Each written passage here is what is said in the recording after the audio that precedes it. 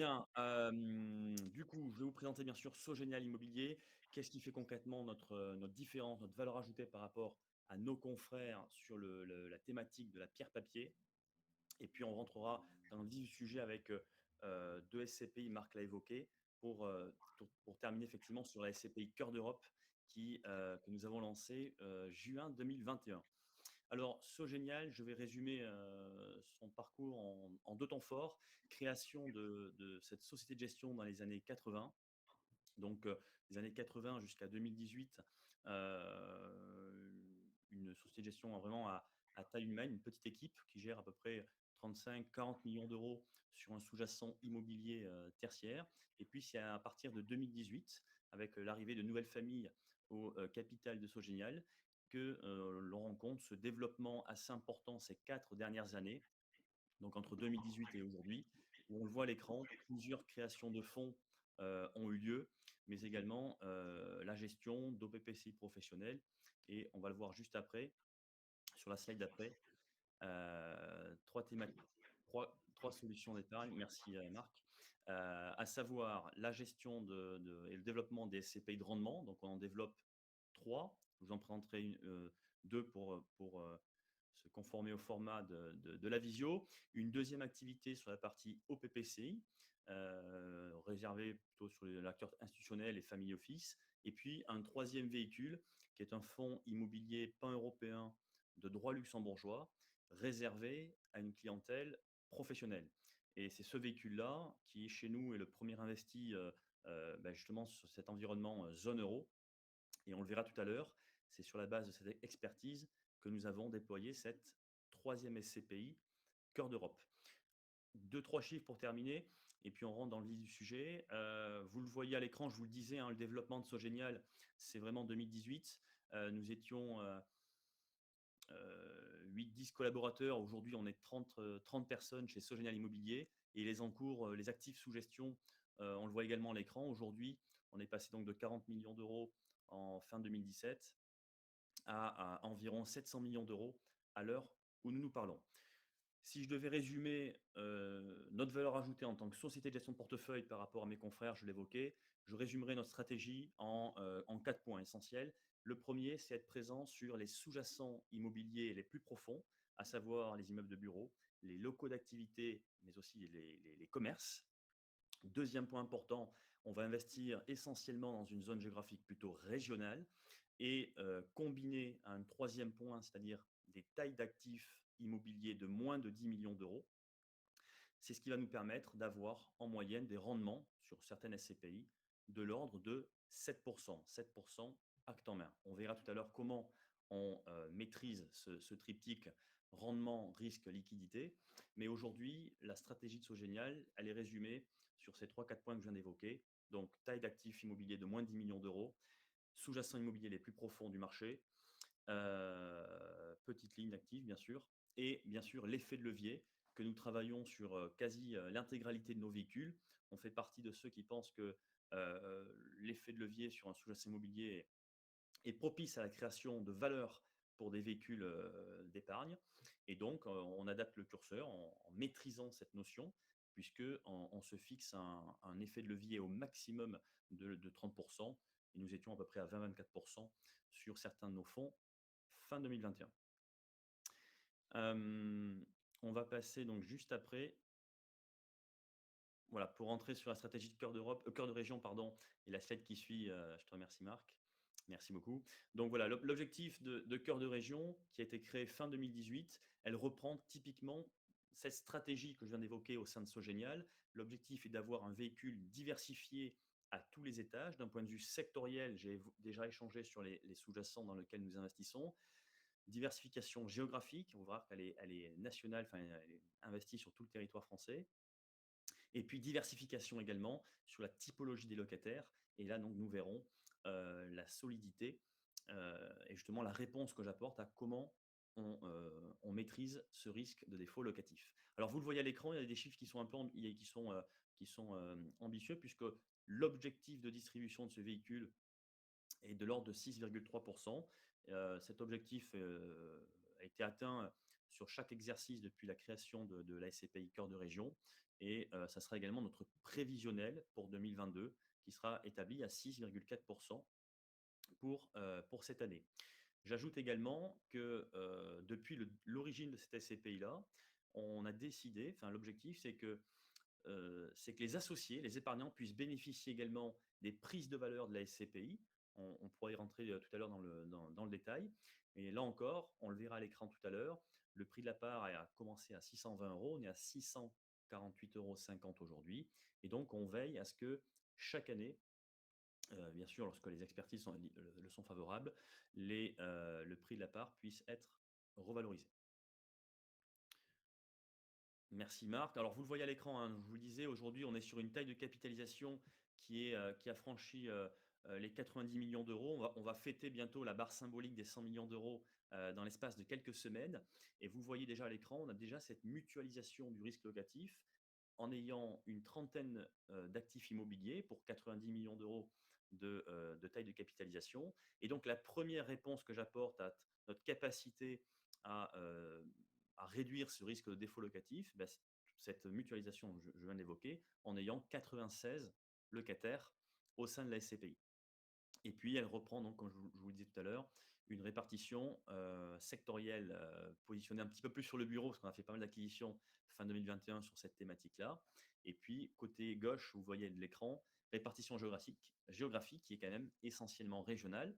On ne se coupe pas, bien sûr, de Paris-Île-de-France, puisqu'on arrive à avoir des performances qui sont intéressantes. On va justement parcourir le patrimoine, quelques exemples, on ne va pas tout balayer, mais l'idée, c'est de vous illustrer au travers de deux, trois exemples la stratégie par les acquisitions très concrètes. Donc là, c'est un plateau de bureau qui a été acheté dans le deuxième arrondissement de Lyon avec un locataire bon, qui est plutôt connu des CGP, c'est Arias Assurance. Rendement acte en main pour du corps proche de 6%, donc qui est assez honorable. On va prendre deux, trois exemples rapides. En suivant, voilà, ben, typiquement, donc là, on est en région Île-de-France sur une des pôles activités de la région Île-de-France, donc à Lieusaint, du côté de Carré-Sénart, avec deux actifs de bureaux, donc de moins de 3000 m². Et ce qui est intéressant, c'est qu'on va chercher trois signatures, l'Agence régionale de santé de l'Île-de-France, Balestréro, filiale de Bouygues Immobilier, et puis Agence Groupe Partenaire, par exemple, qui est une agence d'intérim présente sur tout le territoire national. Et là, typiquement, on va chercher des rendements acte en main qui sont de l'ordre de 7%. Et la slide qui suit, on va voir ce qu'il y a. Voilà, donc là, on est du côté de Saint-Herblain, du côté de Nantes. Idem, on est sur un actif de bureau de 1000 m². Et tout de suite, on va chercher cette rentabilité proche de 8%, avec un acteur important qui est l'Umiplan, présence également sur la scène internationale. Et puis une dernière slide pour clôturer. On va aller alors, juste après, voilà encore. Alors ça, c'est un actif qui avait été acheté effectivement totalement neuf, donc livré également en fin 2021. Alors, c'était le précédent, mais c'est pas grave. Et avec une qualité de signature importante, puisqu'il s'agissait du Pôle emploi. On va juste terminer sur la slide qui suit, s'il te plaît. Je te remercie. Voilà, et pour clôturer, on a vu les actifs de bureau. On est également présent sur les dots sous-jacents que j'évoquais, les locaux d'activité et les commerces. Et pour prendre un exemple rapide, on est en capacité, par exemple, on a signé des murs de restaurants de la marque Quick au groupe Bertrand, donc qui est numéro 2, voire leader sur toutes les chaînes de restauration françaises, et avec lequel nous avons signé un bail ferme d'une durée de 12 ans, donc plutôt sécurisé selon nous. Et donc, c'est la deuxième réponse que j'apporte à notre capacité à maîtriser justement ce risque de défaut. Et tout simplement, on va terminer sur la slide qui suit. Marc, s'il te plaît. Voilà, je te remercie. Et donc la stratégie est celle-ci. Donc c'est d'avoir justement des entreprises, des locataires qui sont soit de taille nationale, voire internationale, ou même l'État. On a vu l'Agence régionale de santé tout à l'heure. On a également acheté, je vous le disais, dans une zone d'activité du côté d'Ajaccio, d'un pôle emploi flambant neuf, avec une loyer ferme de 12 ans, ou encore la Banque de France dans le sud-ouest de la France. Un petit historique très rapide des performances de cette SCPI Cœur de Région. Donc je vous le disais, on fait deux constats rapidement. En haut, c'est une stabilité sur les flux puisque notre objectif, comme je vous le disais, de 6,3% de dividendes par an, ce qui est maintenu depuis l'origine. Et puis on le voit, les bâtonnets rouges symbolisent le prix de la part qui a progressé, comme je vous le disais, de 620 euros à la création du véhicule à 648,50 € à l'heure où nous parlons. Voilà. Côté indicateur rapide, des jouissances fourchette basse du marché, effectivement, premier jour du quatrième mois, ce qui représente 3 mois d'attente, entre 3 et 4 mois d'attente pour les investisseurs. Merci Marc. Bon, côté taux d'occupation financier et physique, mais effectivement, on est plutôt en bonne santé. Le véhicule est relativement récent, fin 2018. Et c'est d'ailleurs ce qui est intéressant sur des SCPI qui n'ont pas 30 ou 40 ans d'histoire, c'est que forcément, vous êtes au début de toute l'histoire, que ce soit des beaux commerciaux, mais aussi des prises de valeur sur des emplacements stratégiques sur la SCPI. Et puis pour terminer, merci Marc. Donc prix de part aujourd'hui 648,50 €. Et pour celles et ceux d'entre vous qui regardaient les valeurs de reconstitution, alors celle qui est exprimée à l'écran, c'est celle de 2020. On attend naturellement les chiffres validés par les différentes CAC notamment.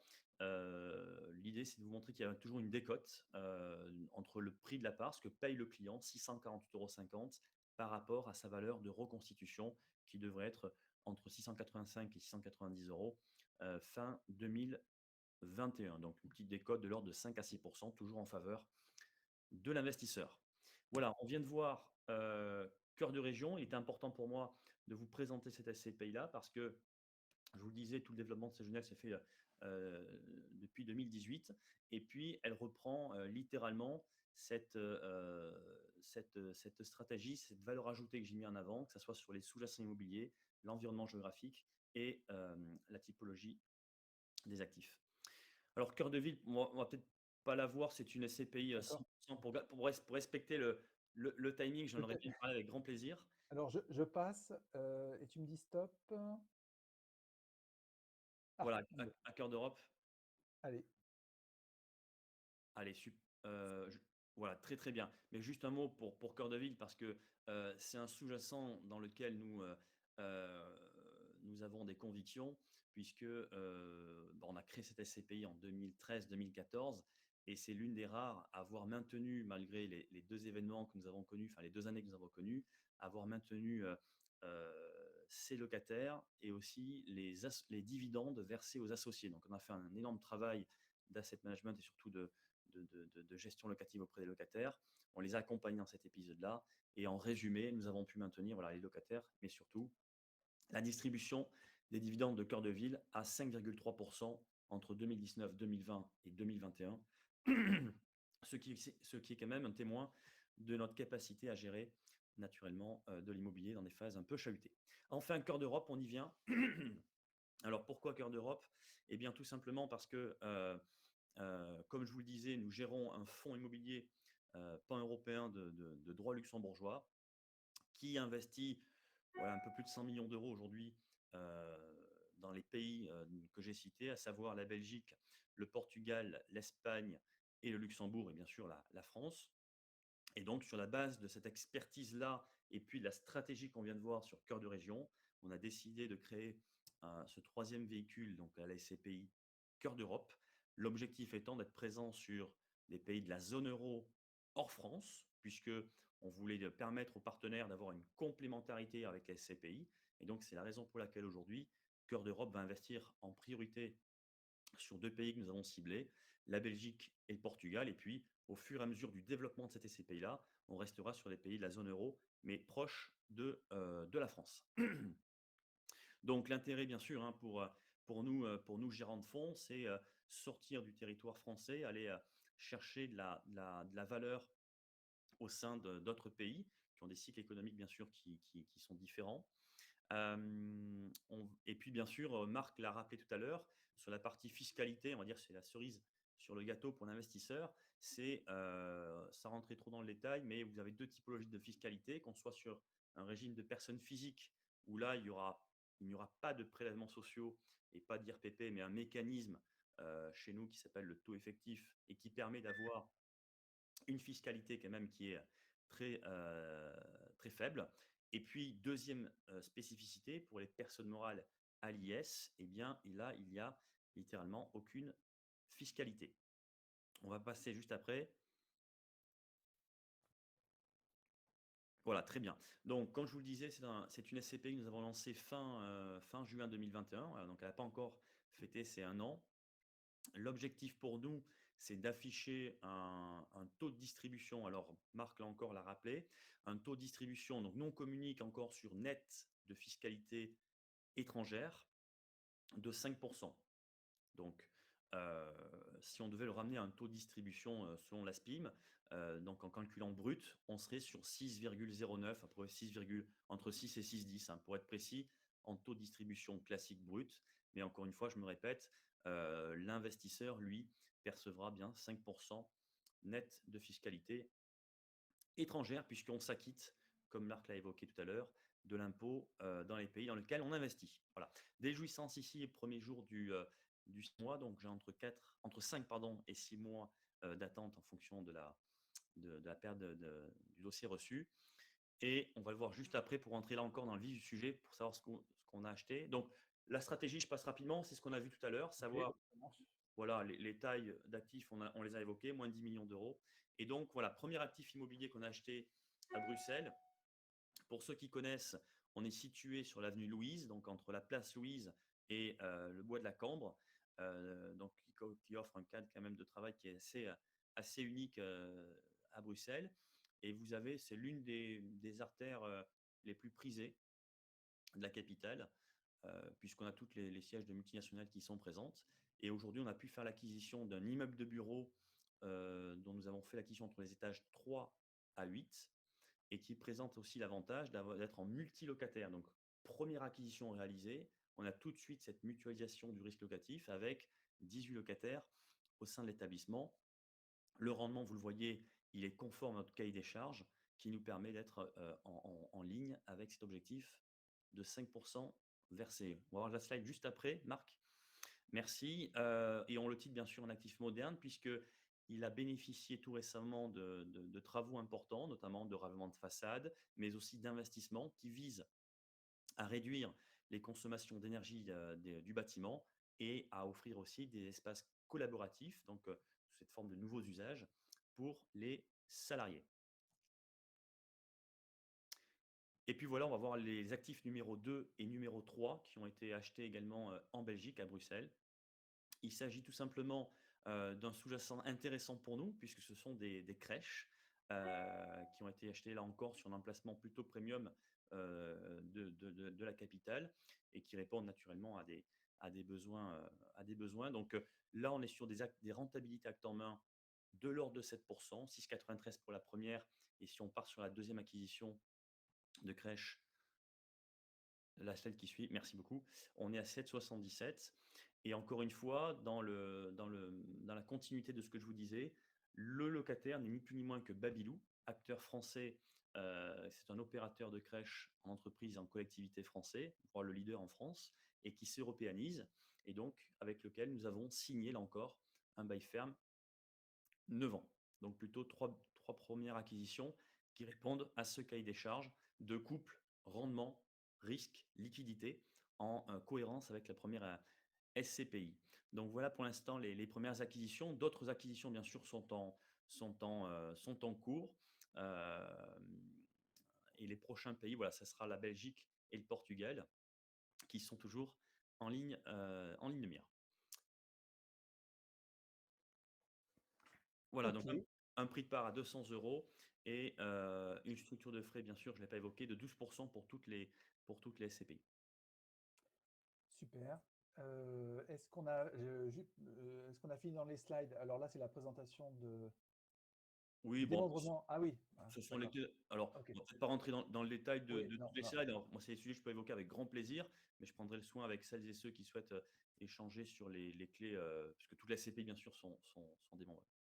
Ok, Voilà. super. Et une dernière slide aussi importante, c'est tout à la fin. Si tu peux aller tout à la Tu me dis fin. stop. Voilà, bon, ça, on va passer, c'est la présentation du fonds immobilier droit luxembourgeois, donc ce n'est pas le thème de la vision. On va aller tout à la fin, Marc, tout à la fin. été trop vite du coup. Non, encore? Ouais, tout à fait. Voilà, d'un slide, avant-dernière slide. Voilà, je te remercie. Et donc voilà, c'est la nouvelle que l'on souhaite également apporter, c'est que l'ESG va effectivement être, donc l'ESG va être effectivement au cœur de, euh, de nos objectifs pour 2022.